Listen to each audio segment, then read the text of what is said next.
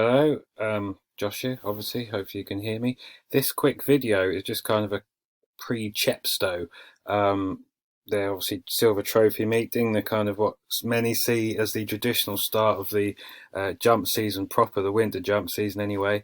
It's kind of their meeting kick-starts it. So I thought it might be just a good idea just to quickly um, have a look at who's done well since racing resumed, which I'm going to do in Gigi's Query Tour, which is in front of you. Then I'm going to jump to Horse Race Space and have a look at see who's done well at Chepstow over the last kind of 5 years or so. Very much watch this video with a notepad if you want to jot down a handful of things that stand out. These are UK runners. Since racing returned on the 1st of June, in all National Hunt hurdle, chase and National Hunt flat races, so it's kind of all National Hunt runners. I've just sorted this by kind of winners, so those were the most winners to date, and you can see Fergal O'Brien is leading the charge there, and a respectable 28.8 win percentage, which is mad really, given the number of runners. That will kind of ease down at some point, but they've been performing 20% above market expectations as well. So in any case, you can kind of see those trainers in front of you. Ollie Murphy hasn't been doing too bad. Dr. Newland, of course, now we're transitioning into softer ground and the winter season. A lot of these trainers will have been running their summer jumpers, those that want decent ground, etc. But of course, it's good to know which strings are kind of look to be in fine fettle, and of course, many more will kind of appear in decent form in the weeks ahead as they bring out their kind of winter horses, or not, of course. Paul Nicholls has been doing well. You know, you can see the different stats there. Pause, note, do whatever. Nicky Henderson's win percentage solid. Skelton's not so much. They've been performing 35% below market expectations, although arguably they can be overbet these days. Tom Lacey's been doing well, certainly in terms of win percentage place. Who else have we got? Amy Murphy's had a cracking summer with her jumpers, 11 from 32, 20 places. And you know, you can see the stats there, and so on and so forth. And this is going down by number of winners, and you can kind of see the low strike rates there. Some of these will be hoping to jump into a bit more life soon. We'll be hoping Nigel Twiston-Davies is one of them, although there's been the odd flicker of light. And obviously these ones are going down to fewer winners, but obviously some of them fewer runners, etc. There's some interesting, well, it's the usual names, I suppose, near the top, and various different things you can see there. If I sort by win percentage, obviously these are from kind of all runners, so there's some that haven't had very many runners at all, but again, you can feast your eyes on that, and you know, take note, pause the video, note down anything you want really. Neil King's been doing well, as you can see there, really well actually. Must be the odd biggie boosting those profit figures. So yeah, this is by win percentage as you go down. I suppose looking at the bottom, we could look at, as I tick around to 4 minutes, hold on, we could look at those with, say, at least 25 runners in the period and more. And if we sort this by the other way, Morris Barnes hasn't had the great summer. Mickey Hammond, as I say this, he just had a winner at Sedgefield, I think, so I'm recording this on Wednesday. Phil Kirby's had a poor time. Michael Smith, Keithley's, Bowen's been quiet for ages. There's been a sign, a couple of those winners have been in the last week or two, I think. He's had a torrid year and a bit.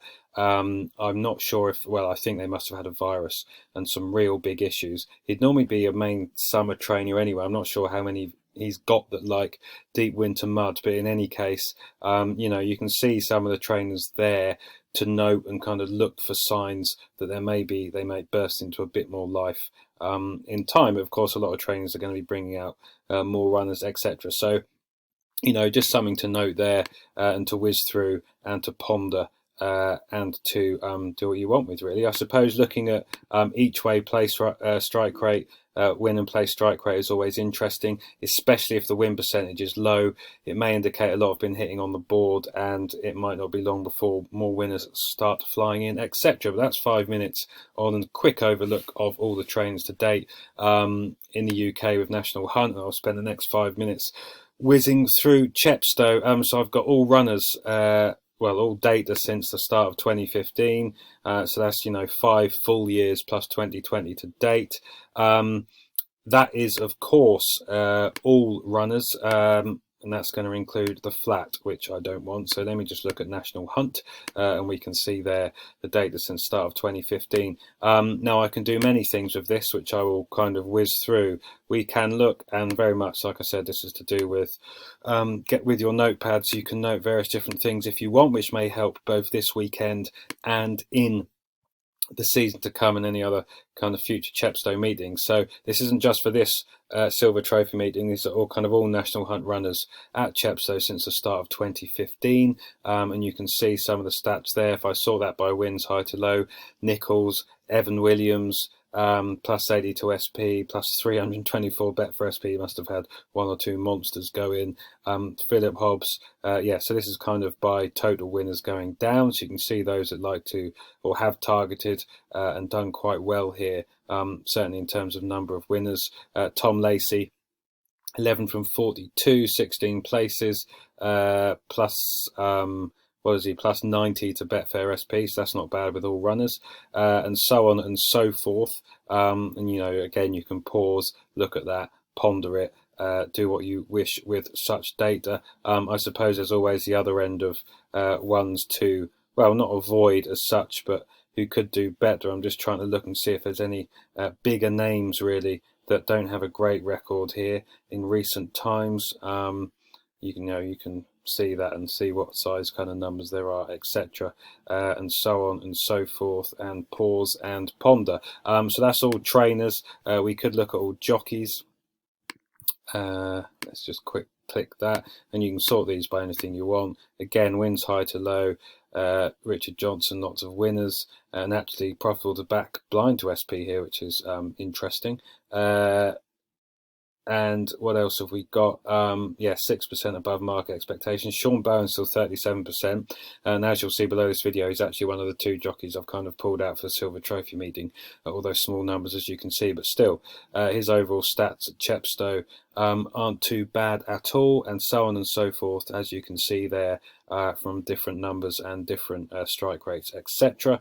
I can dig, and I can compare kind of two factors here. So I could look at, for example, trainer and distance. So I could look at all trainers and record over certain distances, and again, I won't kind of flick through too many of those, but you can feast your eyes on the ones you want. Venetia Williams, 19 to 19.5 furlongs, as you can see there. Of course, this is a 5-year record, but and may require some more digging into some of these. But again, you can see the stats there.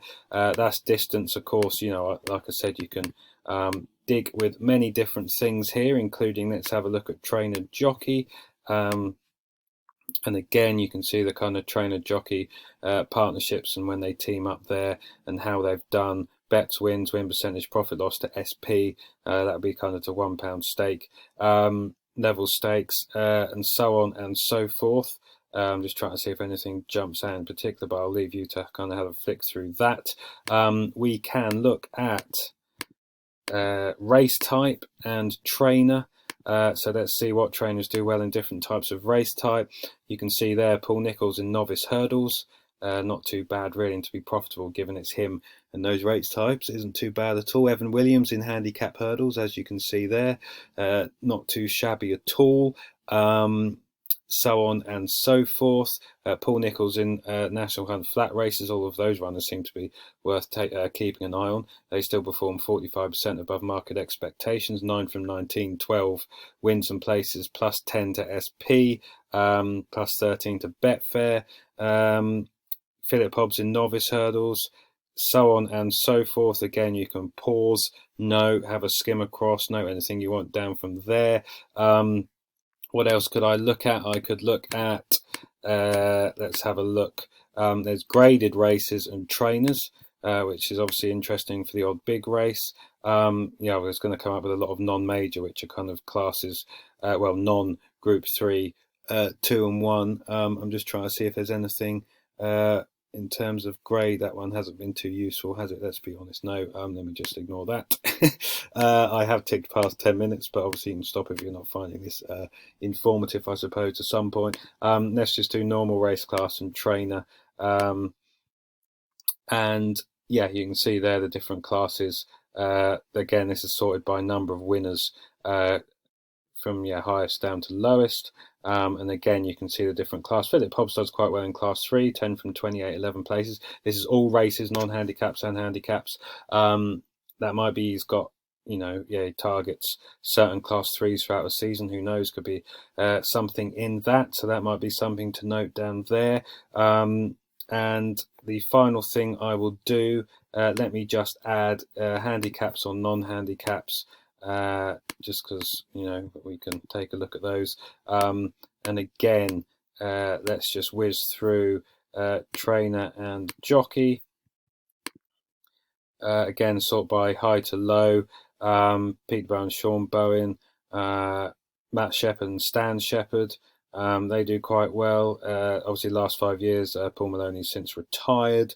What else? Is there anything else which kind of really jumps out there? Not necessarily. Obviously, there's some kind of smaller numbers down here, but there's various different things you might want to note down or focus on there, or might even as a way in, which you may wish to do some further digging. We can look at trainer and all sorts again, really. Distance, I suppose.